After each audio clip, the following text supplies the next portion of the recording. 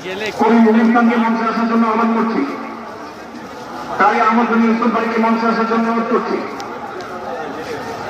জনাব রাশেদ প্রধানকে আমি মঞ্চে আসার জন্য বিনীতভাবে অনুরোধ করছি। রাশেদ প্রধানকে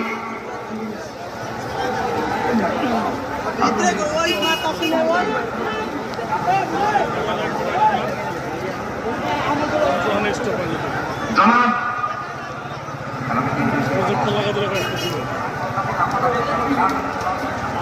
খেলাফত মজলিসের মহাসচিব জনাব অধ্যাপক আহমদ আব্দুল কাদেরকে মঞ্চে আসার জন্য অনুরোধ করছি।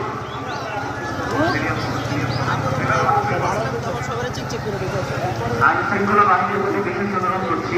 স্টেজের হাতে ডানে পিছনের ব্যানার ভেঙে গেছে, পিছনের হাতে স্টেজের ডান পাশে আইন শৃঙ্খলা বাহিনীর প্রতি অনুরোধ, প্রশাসনের প্রতি অনুরোধ। আমি